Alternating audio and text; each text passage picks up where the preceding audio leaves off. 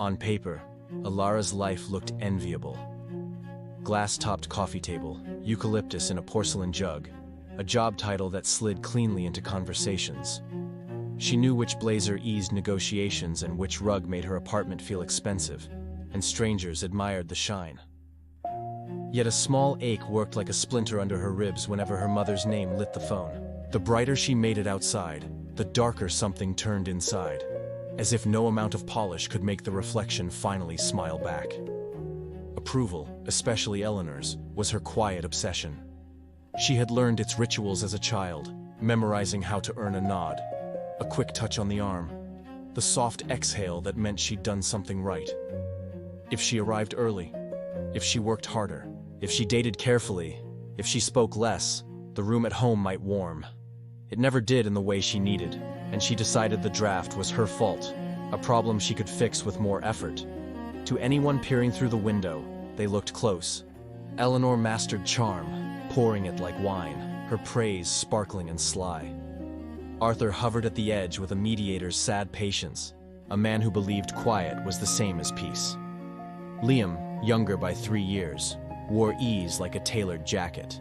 When he tripped, the story turned comic. When Alara stumbled, it became instruction. Golden children don't know they're glowing, she thought. They just move through rooms already lit.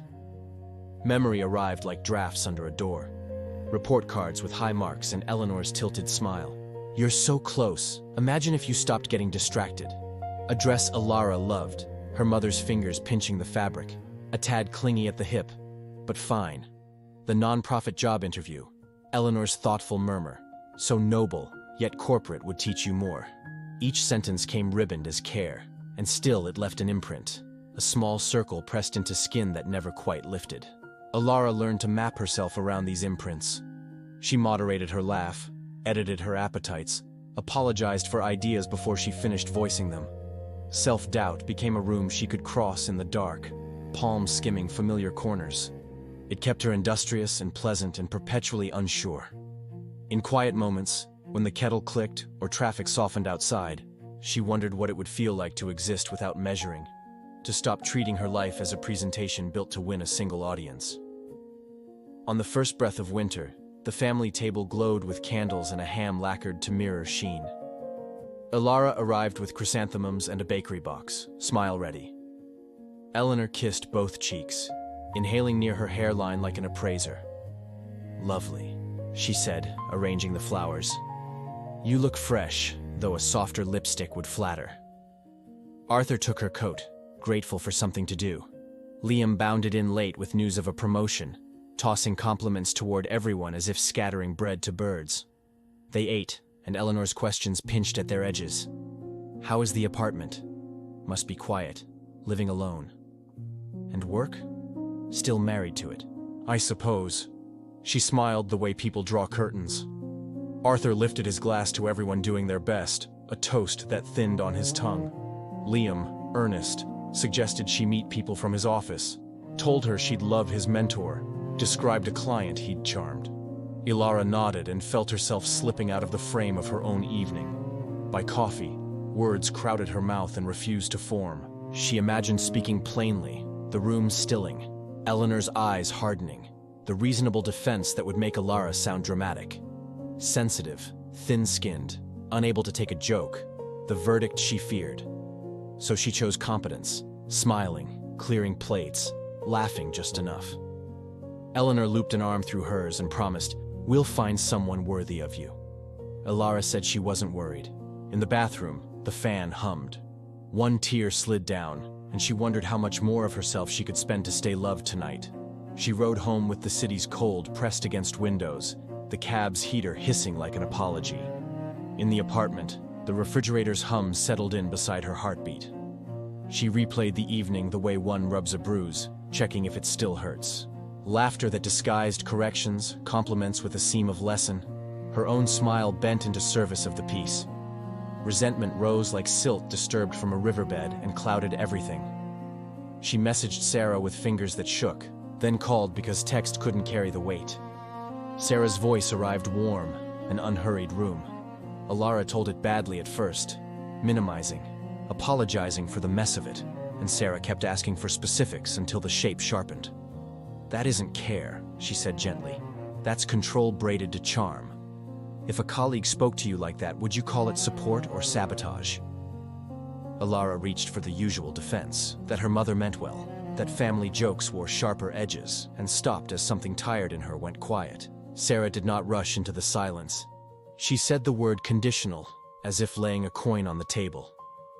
"Love that moves when you perform and steps back when you refuse is not love," she added. The sentence made Alara feel seen and faintly disloyal at once. Patterns unfurled like film spooled backward. A school morning when Eleanor's sigh made Alara abandon a science fair to babysit her mother's mood. A teenage party declined after tears about being left alone. The careful tally of favors called debts, the tight smile that meant the bill had come due. When Eleanor apologized, it was an area of sacrifice, a performance that returned the spotlight. "Keep her steady," the rule implied, or the house shivers. She tried Arthur next, meeting him on a bench near the duck pond where geese paraded like minor officials. He listened with eyes on the water. "Don't take it so seriously," he said eventually. "You know your mother, she means well.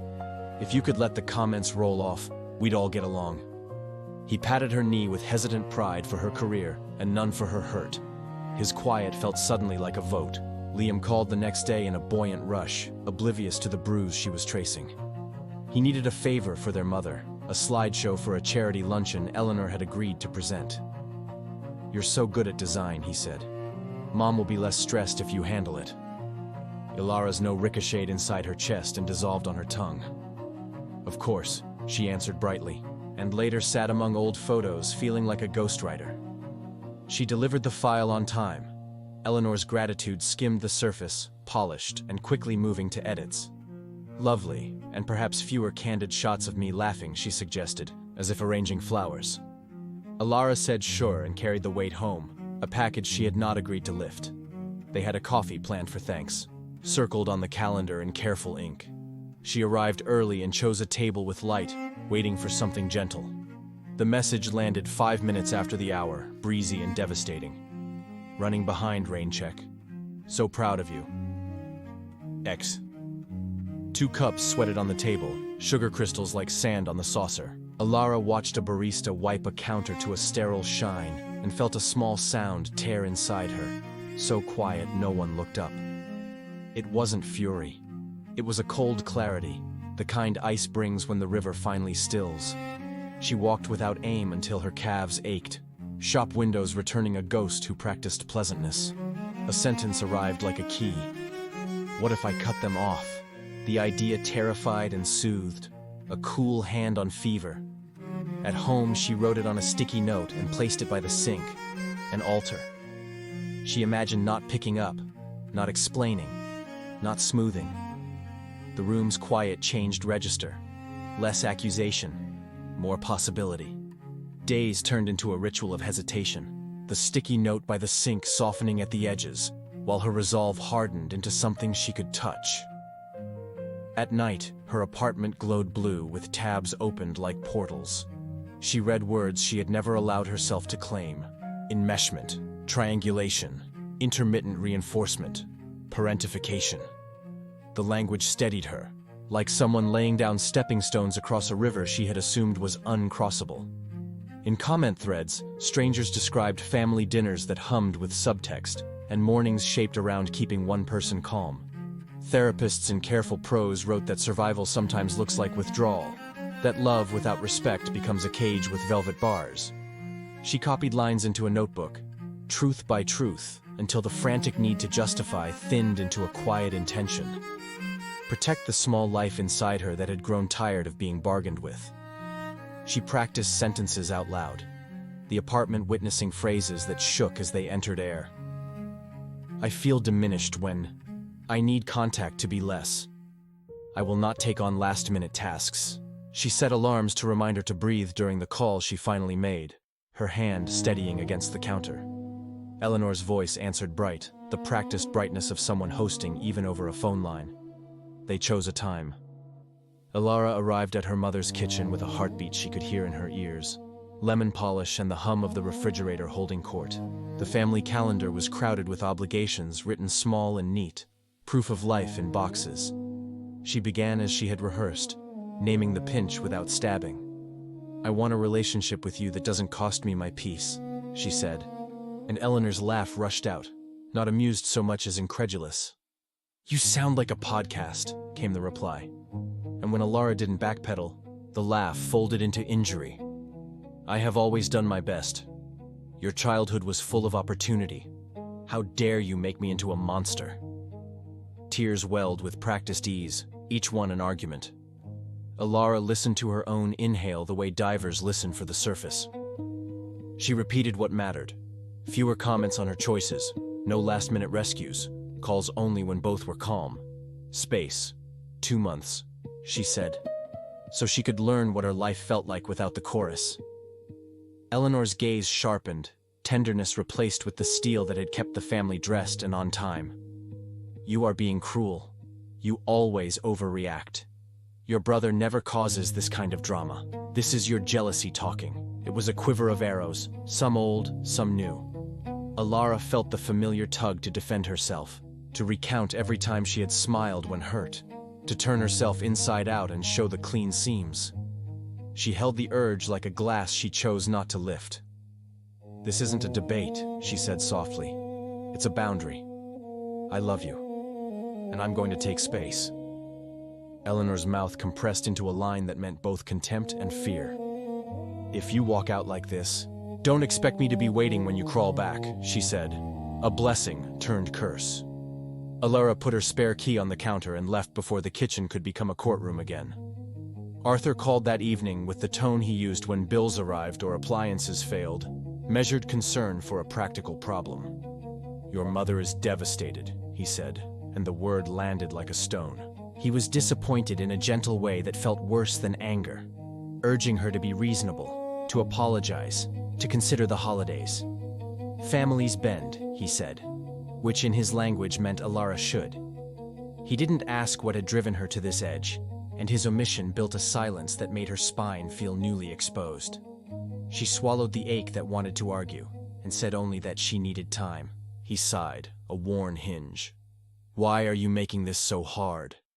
The question sat between them, pointed at her, and she recognized the familiar geometry of blame. Liam's messages came as question marks, then a call full of baffled affection. He loved her. He hated this. He wanted to fix it. "Mom doesn't mean it," he said. "You know how she gets. We can sit down together. I'll make sure it stays calm." Alara had once been grateful for his buoyancy, the way he could lift moods like furniture. But now it sounded like a rope tugging her back into an undertow. "This isn't a fight to mediate," she said. "It's about what I can and can't keep absorbing." He was quiet long enough she thought the line had dropped. "It feels like you're punishing us," he murmured. "I'm choosing me," she answered, and the words stunned her with their steadiness. The call ended with love yous that wobbled, a rift drawing itself without bravado. Weeks opened slowly, daylight moving along her floor in measured stripes. Relief arrived like fresh air in rooms she hadn't realized were stale. Guilt followed in undertow strokes, tugging at her ankles when she stood still too long. She cooked for one and ate without performance. She woke and didn't check her phone first, then did, then placed it face down, then face up again, learning how to wait without asking. Friends texted articles and sent pictures of dogs with bandanas, a kind of small rescue she permitted. At night, she scrolled through her photos, a museum of smiles and stages. She began deleting. A graduation where Eleanor's hand gripped her shoulder a bit too tight. A beach week framed to look carefree, the slideshow's polished faces. Each deletion felt like untying a stitch that had held her in a garment too small. She paused on a candid of Eleanor laughing with her head thrown back, beautiful and damning, and let it go. The gallery thinned. The space felt both shocking and clean. She set the phone on the windowsill where the city light could find it. She listened for a vibration that didn't come. Whispers reached her before any apology did, threaded through the polite voices of acquaintances who had always liked her smile. A coworker mentioned running into Eleanor at a fundraiser, how she had looked so fragile talking about a daughter who had drifted into selfishness. A neighbor forwarded a post from a cousin's wedding album with a caption about family loyalty and knowing who shows up. Even Liam, sheepish, admitted that Mom was telling people you had a phase, that you're cold right now, but you'll come around. The narrative traveled faster than her side of the story, smooth and practiced, as if it had been waiting for its cue all along. Each retelling stung in a slightly different place. She felt reduced to a cautionary proverb in other people's mouths, a headline without the article. It was not the theatrics that hurt, but the accuracy with which Eleanor predicted the audience, the way she populated the world with friendly jurors. Alara started to flinch at invitations, to scroll quickly past shared photos, to avoid the elevator chatter that might turn toward family. Silence had been meant as shelter. Now it echoed. Well-meaning friends pressed tea into her hands and asked if there was a merciful compromise. Maybe a shorter break, one suggested gently, as if boundaries were garments that could be hemmed to fit a mother's comfort. An aunt called to remind her of Christmas mornings and the smell of cinnamon, the kind of nostalgia that doesn't allow for context. On another night, a friend said, "Are you sure you're not being dramatic?" The old hunger for approval flared, quick and unbidden, like a muscle memory. She imagined dialing Eleanor's number, hearing the crisp inhale that meant triumph, and felt the urge pass through her like a fever. In the quiet left behind, she realized how much of her life had been arranged around anticipation. Without the weather of Eleanor's moods, mornings lost their familiar barometric pressure. She would make coffee and not know who she was making it for. She caught herself decorating sentences in her head, rehearsing explanations to no one present. She had built a personality around appeasement, a choreography of small bows, and in their absence, she wobbled. She tried to orient toward herself. She wrote lists not of tasks, but of preferences. Favorite songs without shame. Colors she loved independent of trend. Foods that delighted her without needing to impress. She wrote questions she did not answer. Who am I if no one is grading me? What do I enjoy when there is no witness?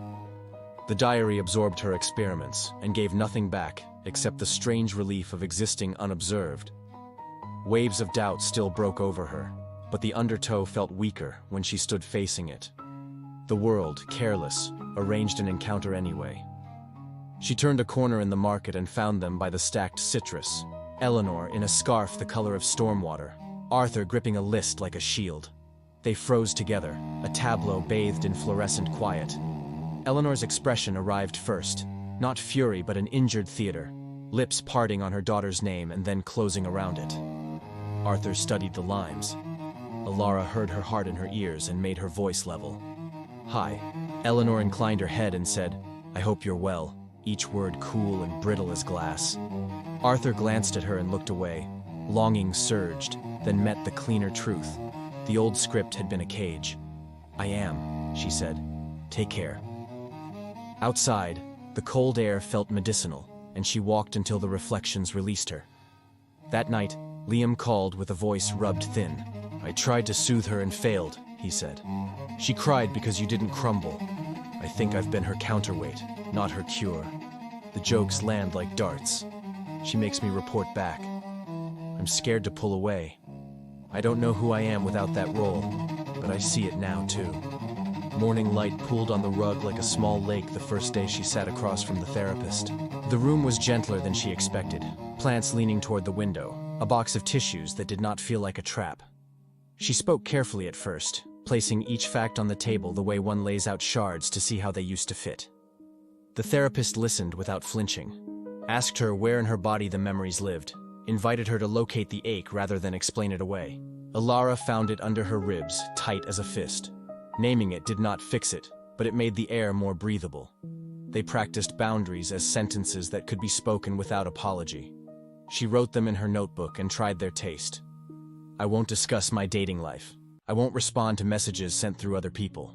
Between sessions, she learned what her nervous system needed. A walk before calls, a glass of water after, a hand over her heart when shame climbed the stairs. Regulation, she discovered, did not mean muting herself, but staying in her body when storms rolled in. The therapist reminded her that love without respect is theater, and she let the lines settle like a stone in her pocket. She began to widen her world. A friend invited her to a potluck where the table was messy and forgiving, where people passed dishes and asked questions that did not feel like tests. Someone mentioned a support group on Tuesdays, a circle of chairs and shared history. In that room, she heard sentences like hers spoken by strangers. They laughed at absurdities that once paralyzed them. She talked about the market encounter and the way her chest filled with weather, and no one suggested she go back to make it easier for everyone else. The relief of being understood without shrinking changed how she sat. Joy returned in small, ordinary rivulets. She took a ceramics class and learned to center clay, to keep her palms steady as the wheel hummed. Bowls collapsed and became something else. She ran along the river at dusk and felt her breath meet the cold. She bought basil and mint and pinched them between her fingers to release the scent. At work, she stopped volunteering for projects that demanded and devoured her. Her ideas arrived cleaner, bolder. A pitch that had languished under self-doubt found its spine. A colleague said, "You seem lighter," and she smiled because the word was true without meaning careless. Liam drifted toward her along his own hesitant current. He texted late, admissions with the wobble of a foal. "I told her I'd call back when I was calm," he wrote. "She called me selfish." Panic rose, but he did not run to tidy it away. Alara accompanied rather than coached. When he asked, she sent resources. When his voice shook, she stayed on the line. After a brutal argument, he drove over, and they walked the park in a quiet that did not require rescue. "I hate that it took you leaving for me to see," he said. She squeezed his shoulder and let the apology pass through. On a wet afternoon, she wrote the letter she'd been writing in her head. The words arrived in layers. Childhood rehearsals, birthdays ornate with criticism, dinners of performance, love like a mirrored maze. She wrote what she wished had happened and what did. The small deaths of self that looked like obedience. The mornings she couldn't breathe until she knew which mother she'd meet. She wrote about leaving as devotion to the part that kept standing. She read it aloud, voice breaking then clear. It witnessed rather than accused. By the last page, her tears were warm, and she knew it needed no stamp. She folded it into a drawer. Silence could be sanctuary. Her phone buzzed. "Liam, still trying, but I paused and the world didn't end," and she felt the floor hold. Winter settled into the city with a soft insistence, and the holiday arrived without the old dread. Alara set a table as if laying down a new map. Mismatched plates from thrift stores, a runner the color of spruce, candles that smelled faintly of orange. Friends floated in with casseroles and stories, shedding hats and the weight of their weeks. Someone put on a playlist of brass and gentle piano. On the windowsill, a small basil plant stubbornly green in the pale light made her laugh. Ezra, whom she had met in the ceramics studio, came balancing a tart and an umbrella, cheeks cold, eyes warm. He kissed the air beside her temple and asked where to put the dessert. His presence folded into the room like a second blanket. The evening unfurled without scripts. People asked and actually listened, and when conversation thinned, silence was not an indictment. They ate, passed bowls, praised whoever made the mushroom gravy as if it were a minor miracle. Alara noticed the looseness in her shoulders, the way she did not rehearse her answers before speaking. When someone teasingly asked what childhood tradition she was keeping, she said, "Laughter," and everyone obliged by giving it back to her. Between courses, she stepped to the sink, rinsed her hands, and felt a quiet joy that did not need permission. Liam arrived late, shaking snow from his hair, apologies tumbling. He carried a bottle of ginger beer and the awkwardness of a son who had crossed a small border. After plates were cleared, they drifted to the fire escape with mugs steaming. City air pressed cool against their faces. He said, "I read the book you sent, the one about boundaries. I told her I wouldn't come by on Mondays anymore." There was a tremor under his words, pride braided with fear. She remembered him as a boy, memorizing the shape of their mother's moods like a weather chart, and her chest unclenched. They spoke plainly, sorting the past from the present as if folding clean laundry. He admitted the ease he had enjoyed, the guilt that chased it, the way he had believed love meant sprinting to the rescue before anyone asked. She admitted how lonely her clarity had been, how often she doubted herself in the long quiet. They agreed to call one another before the panic spirals, to ask, "Do you want comfort or solutions?" They decided not to carry messages between parents and adult children like couriers. When he rested his forehead against the railing, he whispered, "I see you now." She touched his sleeve and said, "I'm here when you need, and mean it." Their truce was not decorative but lived in, a thing they both would tend. Later, after guests had gone and Ezra was stacking dishes with the practiced rhythm of someone who understood small, shared rituals, her phone chimed. A message lit the screen from an unsaved number she knew by muscle memory. "Hope you're well. It's been long enough. We should talk. Family is family." There was no apology, only the gravity of old phrases. Alara read it twice and noticed the absence within herself. The reflex to appease did not rise. The compulsion to defend went still. She set the phone face down and felt the room remain warm. She made tea and stood by the window, watching flakes twist like ash beyond the glass. Silence, she realized, was not a slammed door, but a deliberate pause, a boundary as gentle as a stopped hand. To break it would require evidence of change, not choreography. Her therapist had called it informed hope. Tonight she practiced it by not offering what had once been taken. The letter in her drawer hummed like a compass. She chose again not to send it, trusting her own witness. She stepped onto the quiet balcony, breath ribboning the cold, and smiled. Peace was no longer borrowed. It lived inside her, steady and bright, a life not surviving, but living.